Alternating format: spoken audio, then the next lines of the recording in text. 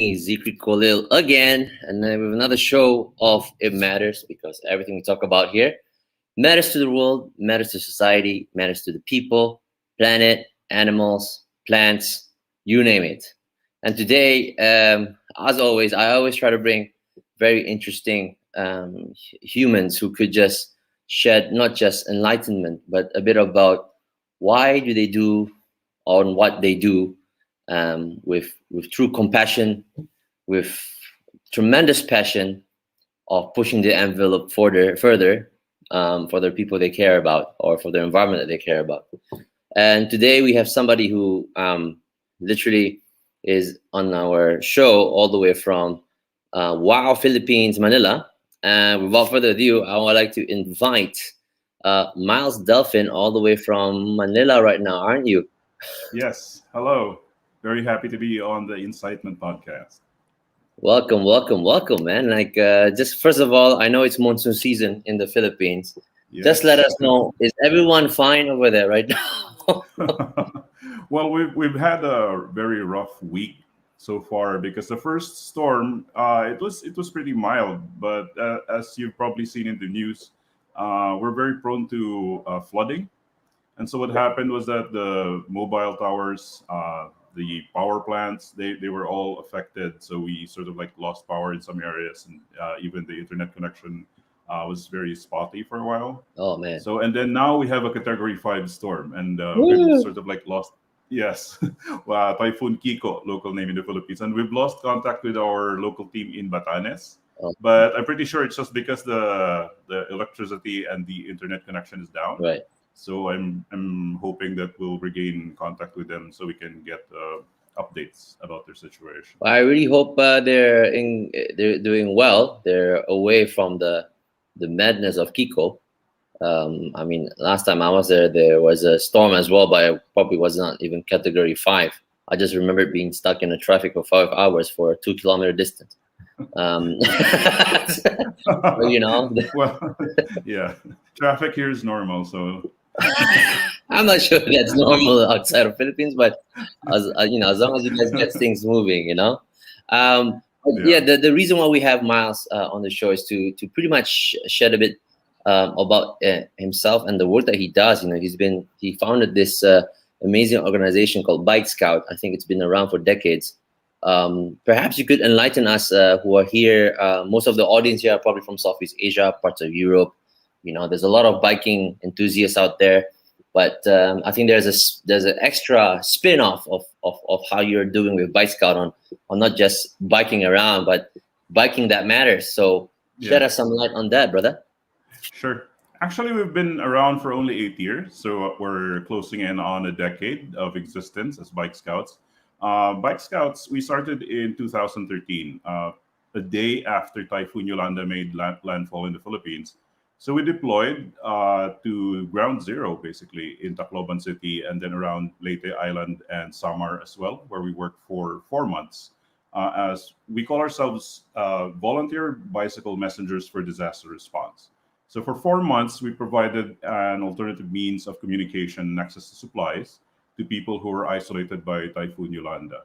So what we did was that we helped people sort of like reach out to the relatives, reach out to rescue and aid organizations, and let them know where they were.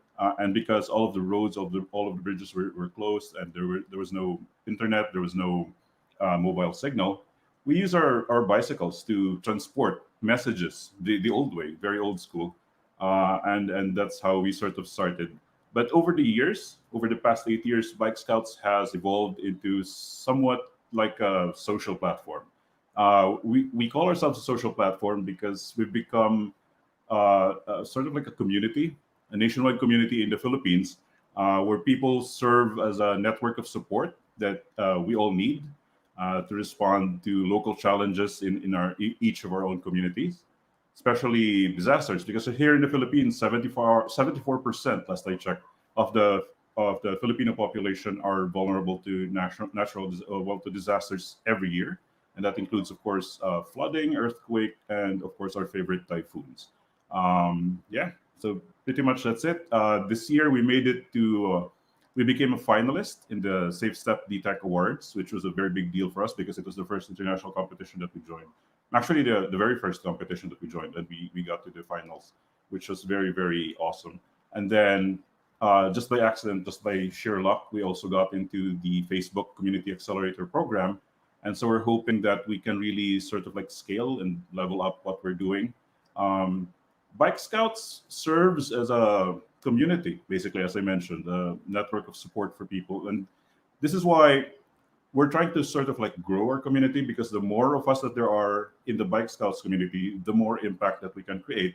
Because what happens is that, for example, if you're in your town or city, you're cut off by disasters or anything else that happens, and you need help. It's the Bike Scouts in other in cities and towns nearby that will be the first to help. So you don't really have to wait for sort of like foreign military support to come in and fly in and provide humanitarian aid. It's really the closest to you, the people, the communities that are close to you, that will be there, riding their bicycles, delivering whatever it is that you need immediately. A lot of times, it's just really the basic things: food, water, medical supplies, even as we always do, means to communicate. Got it, got it. So that's what we are. I mean, I know for someone who's been frequent to Philippines like me, I think we all know one of the hurdles is the availability of road access for not just cars but motorbikes, pathways for pedestrians. So how challenging is it, being on a bike, not having consistent terrain to roam around and be mobile? I mean, how did you overcome that? Was there a lot of coordination or specific routes we could take? I can imagine, all the typhoons coming in every year. It does have an impact on the conditions of the road. So how did you overcome ensuring people's safety biking around? Well, number one, from the very beginning, the first group that joined Bike Scouts, we actually have prior experience for wilderness rescue, for adventure sports, and a lot of those things. For example, I used to do adventure racing. I used to race mountain bikes cross country in 24-hour races.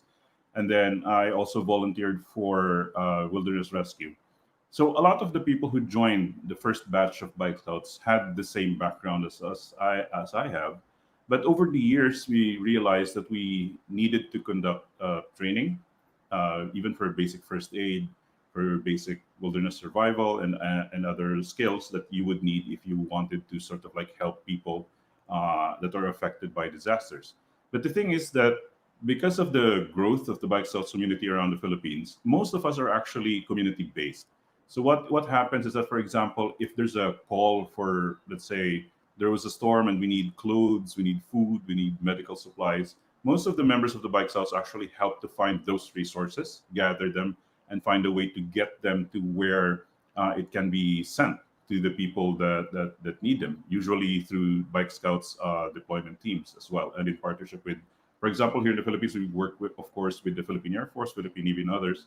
And there's an organization called the Rapid Emergency Telecommunications Team that works with the Office of Civil Defense in the Philippines, which is basically the National Disaster Management Council of the Philippines. And so we work with their communications team in sort of like gathering data and providing communications. And then these data, you made it available for every public, I would say. So that not only helps the mobilization of Bike Scout members or volunteers, but it also helps the usual public itself to sort of know which are the best routes to take. Oh my God, there's a pothole in this road, but this road is much more accessible. I mean, you're Oh yeah. crowdsourcing better routes for the people.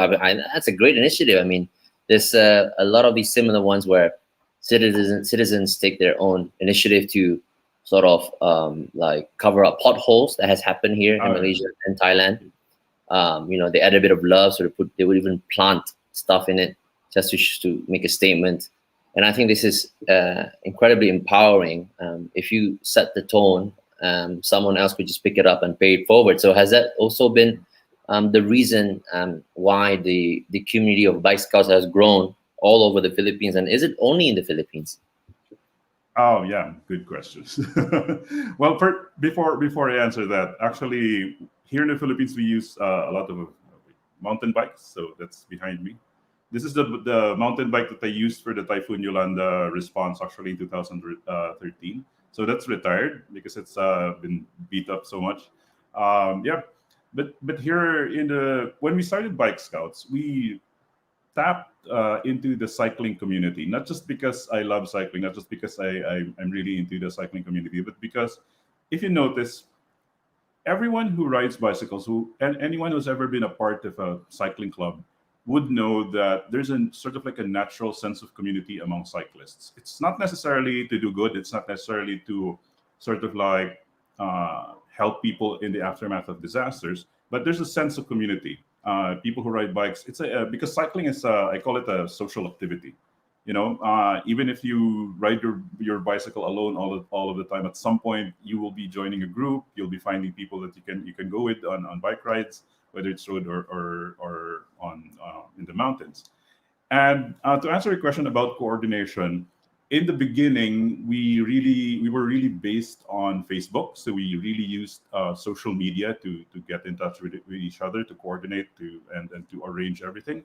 But now, actually, in the next week or so, hopefully, we'll be launching our very own mobile app that is geared specifically towards coordination and collaboration. So this mobile app is uh, well, it's the Bike Scouts app that helps. For example, if you want to report something that happens in your community, if there's a flood, you just take a photo of that, and then it automatically, if you allow it, it will geotag that photo so that people if for example, if you need rescuers in that area, the rescuers who would also be on the Bike Scouts app, they would know exactly where it is, because a lot of times in emergency cases and even disaster reporting, a lot of people post a photo of the incident, but then because of the excitement and everything, they forget to mention where it is and how to get there and what's exactly needed. So yeah, the app is the exact tool that we need to do our job better.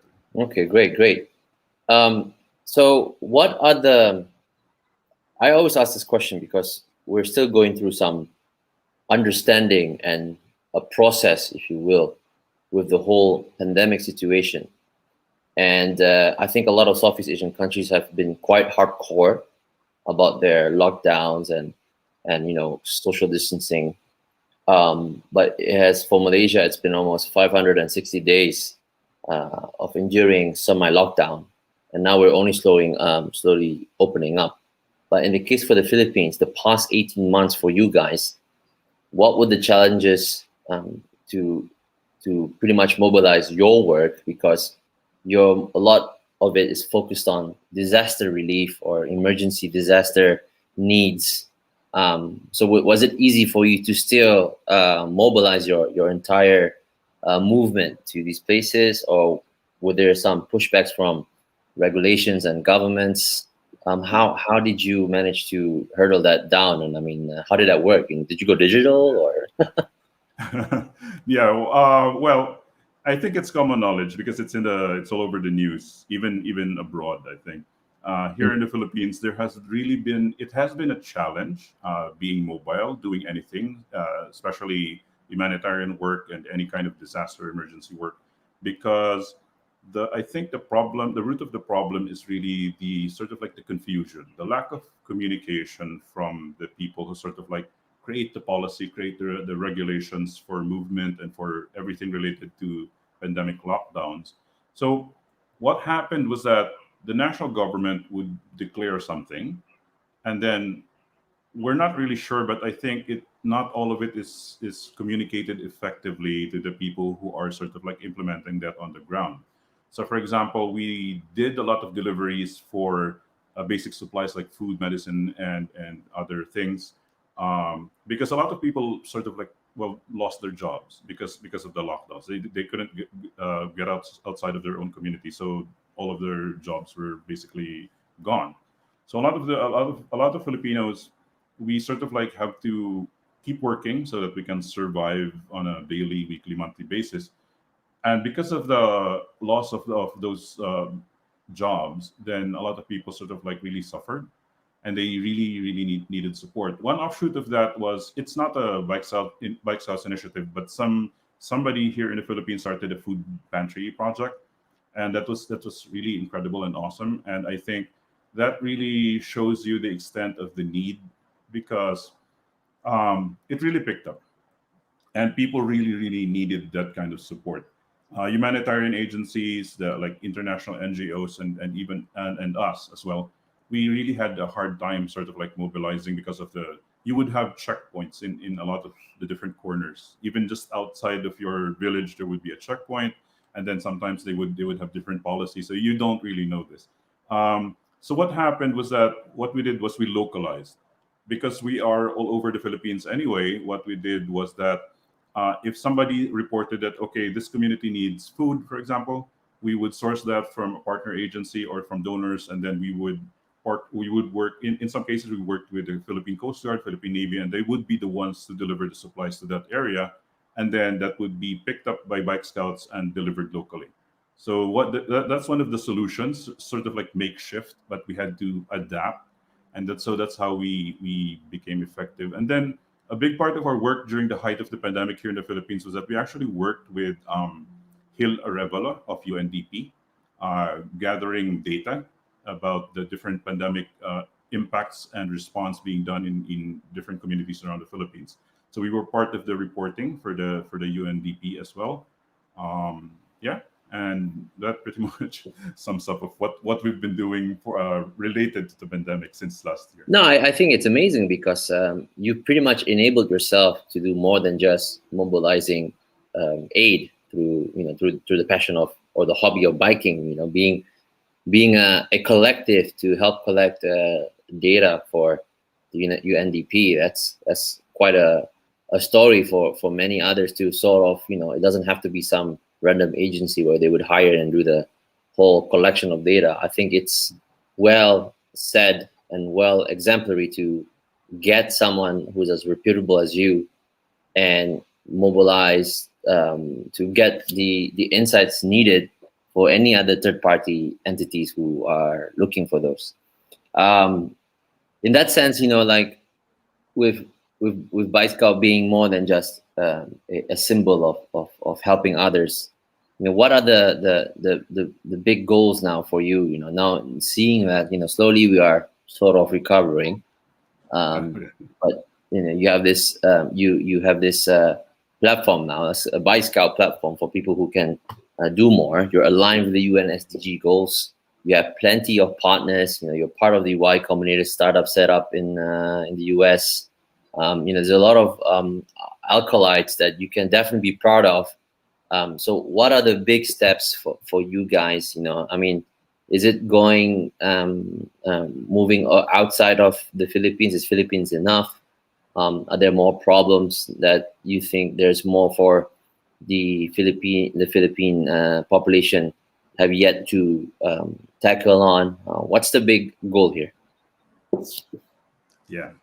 Well, we have big dreams for Bike Of Scouts. course. Um, of course. Yeah. We really want to bring this. Well, in the beginning, probably we're going to try to bring this to around Southeast Asia and maybe Asia, because we do have beginning community in Nepal and other places. And the thing about Asia and Southeast Asia, I noticed, is that we are sort of like similar in terms of our culture. So we're already familiar with how social media works. But most social media platforms are basically imbued with the culture of Western countries. And in Western countries, I mean, it's not a bad thing, but they're very individualistic, they're very competitive, and it's all about sort of like doing something that sort of like separates you from the rest, makes you special, makes you sort of like go viral and stuff like that. So even though yes, social media platforms already exist, I think there needs the reason why the bike scouts found it easy to grow around the Philippines is because we're not really trying to invent something new. We're not trying to come up with an entirely new concept and try to teach that to people. It's an old concept. Here in the Philippines, we call it bayanihan. Bayanihan is a Filipino word which basically means community collaboration. Whenever somebody needs something, back in the days, if you needed to move your hut your nipa hut here in the Philippines, which is basically a cottage made of bamboo and reeds. Your neighbors would literally lift it off the ground and transfer it to the new location. So that's a concept of bayanihan, and I think around Southeast Asia and around Asia, we sort of have like a version of that. We're very similar in the sense that we are very community centered. We are very family oriented, and so I mean we can continue to use existing social media platforms, but then there's so much distraction because there's entertainment, there's other things that are going on there that's not really related to the culture of working together as a community. So with the Bike Scouts platform, hopefully there will be a place for us Asians, Southeast Asians, to sort of like come together and put our positive aspects of our culture to good use for something as relevant as disaster response and even social good for regular things. A lot of the people that are affected by, but actually majority, I think it's around 80% or something of people around the world that are affected by annual disasters come from the Asia Pacific region, and of course that encompasses a big area. But most of the disasters actually happen in our region. And so I think, as I mentioned in the beginning, that the more that there are people, more people there are in the Bike Scouts community, the bigger impact, the greater impact that we can create. And so if we scale the Bike Scouts outside of the borders of the Philippines and create sort of like a localized version of that in Malaysia, in Thailand, and other places in Southeast Asia and Asia, I think as a continent, as a region, we can really work together and sort of like create the impact. Social teamwork to solve local problems with global support, basically. I mean, all what you said, it's all possible, and it's been done before. We have a few entities like Incitement, for example. We were the first entity to bring in liter of light in Malaysia, and I think up to date we've done about 50 some villages, for 10,000 energy poverty communities in Malaysia alone. And so it is definitely doable once there's Awesome. viability to bring here. And Malaysia has a very strong crowd. I would say it's Malaysia, Singapore, Thailand. I'm not sure about Indonesia, but these guys, these guys were sort of connected. We have a very strong interest in cycling. As you know, we have Le Tour de Langkawi. Oh yeah, yep. So It's a world tour event. exactly. So cycling, we you see them everywhere here. Everyone's at one time we were into fixie bikes. Now we're into these proper, cycling bikes. But I think this is the beauty about building such network. Even though you're in the show, I just wanted to give you that perspective that there is always going to be a supportive community who, once they see instant validation to sort of bring it here, we can definitely help you in ways to set it up. And speaking of that, I just wanted to share everybody who's watching this video, this show. If you gonna get involved a bit more and learn a bit more about Myles's initiative, you can go down here. There's this website down here I put there. It's called byscouts.org. And they're also on the Incitement platform. So if you guys want to go check out what they're posting, or maybe another project they're posting there, you can also check out here as well. Look for Bike Scouts on the Incitement platform. Follow them, comment with them, get involved. They might even have a project that needs bike volunteers wherever they are. So very handy. So I wanted to end the show with a question, which I always ask every guest that we have on the show, and it's more about the naysayers. In a more devil's advocate kind of question, where how would you respond to people who say that your work is not really important because you're just a bunch of guys who are trying to help the needy through a hobby? How would you say and respond to those people saying the fact that even though they're not indirectly impacted by the work that you do, but the importance of it is beyond what they can imagine? So how would you respond to that? Oh, actually, there's a very universal answer to that. For example, if there's a fire in your block, in your neighborhood, the first people usually who come to your aid are your neighbors. I mean, if you have to lift for example, your refrigerator or your computer or whatever, it's your neighbors who come to your aid. It's because they're the closest one. And the beauty about the Bike Scouts is that we didn't invent this. What we're doing is already being done by the community. We're sort of like building the more capacity for it to become more effective. So it's not something that we sort of like created. Actually, that's the beauty of the Bike Scouts. It's something that people already do on a daily basis. We just never noticed it, but it's a simple act of, for example, if somebody drops a wallet in the train, for example, and somebody picks it up, you have the option to give it back or keep it for yourself. And a lot of people, well, at least here in Southeast Asia, I noticed a lot of people that would actually give it back. And the reason for that is culture. Again, it's something that we just do. We don't even think about it. We don't realize it, but it's something that we do as Southeast Asians. Just that's just how we are. And one of the basic concepts of Bike Scouts is that for every person that has nothing, there's always another person who has something to give or to share. And here around Southeast Asia, at least through videos that I've watched on the internet, we share a common trait where if there's anything that we can do to sort of like alleviate the suffering or the needs of other people, and we there's anything at all that we can share, we would actually do that. I mean, over the years, I've been watching a lot of videos from Malaysia, for example, that are very sort of like uh, emotional, very heartrending stories about doing good, and that's the reason why I think if we scale this, if we bring this to other countries around Southeast Asia, it would work because it's culture. And the other thing, the other beautiful thing about the Bike House is that even though I'm Filipino, even though Bike House started in the Philippines, if, for example, there will be a Bike Scouts Malaysia, Bike Scouts Malaysia will basically just use the name, but it will have the Malaysian culture. It will have a Malaysian identity. It will do things the Malaysian way. How Malaysians do it in their own neighborhood. That's exactly how they will do it. And the end goal is nothing special. It's not unique. It's just doing good for others, and that's a very very basic human trait, I think. That's fantastic, man. Thank you so much for reassuring those who had doubts, and now those who don't have those doubts anymore, they know where exactly to go. Go check out Yeah. Miles's initiative at bikescouts.org, which I've shared already in the show. And again, Miles, it was a pleasure having you. I had an amazing time talking to you, getting to know you, and finding common denominators. And hopefully, we will continue our work and exploring ways to help each other out. So, thank you so much, Miles, and Thank you. have a fantastic week ahead. You too. And